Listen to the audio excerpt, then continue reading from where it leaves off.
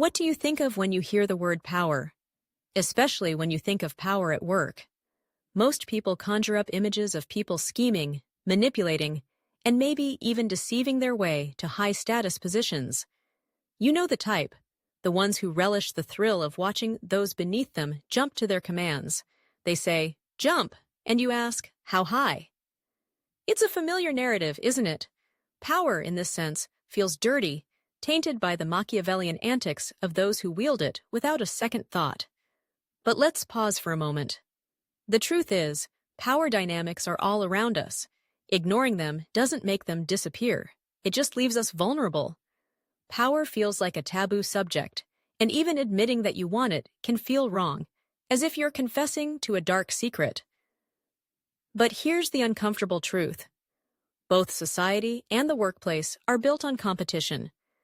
Human beings leverage their power in different contexts, and we all have a choice to either fight for it or accept it from someone else. To arrive at the best outcome for yourself, you need to arm yourself with knowledge. Think about where you want to stand in the hierarchy of things. Your ability to make an impact often hinges on your level of power.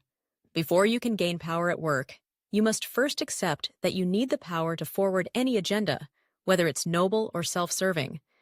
At its core, power is about influencing others to achieve desired outcomes. In the business world, this often translates to decision-making authority. Power is the ability to influence behavior, and it's essential for anyone who wants to create meaningful change in their organization. Now, let's get real about the uncomfortable truth of power at work. Those who hold power too often lack the skills, training, intuition, and education necessary to lead effectively. It's a familiar scene in offices worldwide. Someone in a position of power who isn't quite up to the task.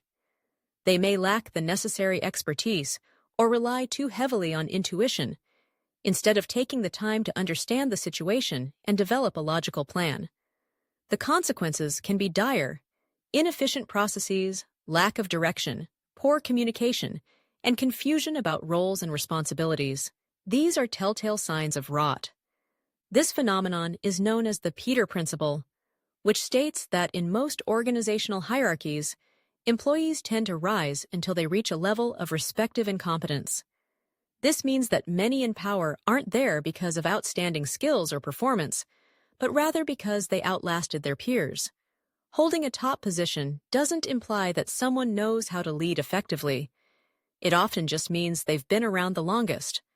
In the business world, the stakes are high, and those in power are keen to keep them, regardless of their fit for the role. A sense of entitlement often keeps them steadfast in their ways. No one willingly steps down after realizing they've fallen behind. Instead, they dig in their heels, playing defense to secure their authority. On the flip side, you have those who seek power, high achievers, and motivated individuals. They're typically young, educated, skilled, and adaptable, always looking for an angle to make their move. But there are only so many seats at the decision-making table, leading to inevitable conflict. Anyone who's worked in an office knows that power dynamics breed politics. While many find office politics daunting, navigating these waters is essential for career advancement. Those who can't navigate the political landscape will find themselves stuck in jobs they dislike, watching someone above them struggle to solve problems with seemingly obvious solutions. The harsh reality is that no one benevolently bestows power on the righteous and deserving. The key is to unapologetically own your desire for power. There's nothing wrong with wanting more power. It can stem from good intentions or selfish motives, but if your desire for power is rooted in taking care of yourself, your loved ones, your team, or your organization, then you need to embrace that desire.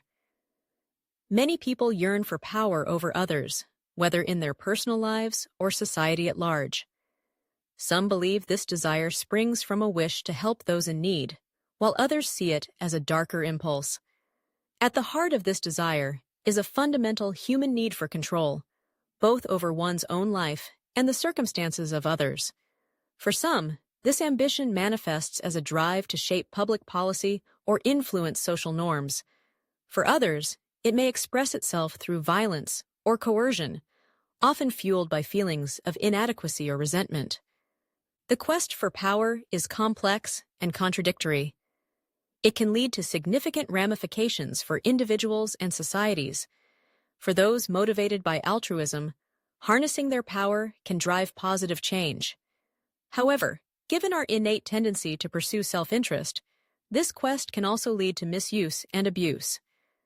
Power is often viewed as a negative force in the workplace, used to manipulate, undermine, or achieve personal gain at the expense of others. It's no wonder many people seek power for its own sake. But here's the thing. Having power as your driver isn't inherently wrong. It's a tool that can be wielded for good or ill. Mahatma Gandhi, Abraham Lincoln, Martin Luther King Jr., and Mother Teresa all needed power to effect change. Similarly, most managers, directors, and executives require power to accomplish their goals. Unfortunately, many believe that if they work hard and excel at their jobs, they will naturally ascend to positions of power. But being good at your job isn't enough to bring about meaningful change. To truly make a difference, you need power. If you want to change the world at work, you need to recognize that having the right person in the right leadership role is crucial. A poorly matched leader can squander the potential of an entire organization, leaving low-skilled workers feeling powerless. The right person in power can influence others, set agendas, and drive results. They can enhance engagement, retention, output, morale, and execution velocity. Power can streamline processes, improve communication, and foster strong professional relationships. With power comes the ability to challenge the status quo, advocate for innovation, and address real organizational problems. In this sense, productive uses of power are vital for creating an environment where people feel valued and supported, enabling them to contribute fully to their team's success. If you're serious about making a difference at work, start by building your power base. Develop strong relationships with key decision-makers, expand your knowledge and expertise, and always be prepared to take action. Of course, gaining power isn't always easy. It often requires taking risks and challenging the status quo. But the effort is worth it if you want to enact real change in your workplace. If you aspire to change the world, you need to start building your power and using it wisely. In the last couple of decades, the landscape of work has shifted dramatically due to technology and changing organizational needs. Those who can lead effectively need to rise to positions of power to drive positive change. It's essential to use power for the right reasons. Those who leverage their power to help others achieve their goals can build a legacy of trust and respect that endures long after they're gone. When wielded wisely, power can be a force for good. So, if you want to make a difference in your workplace, start by embracing the idea that power isn't a dirty word.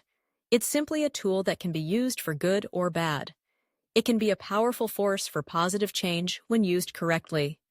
So, take charge of your narrative, own your ambition, and use your power wisely.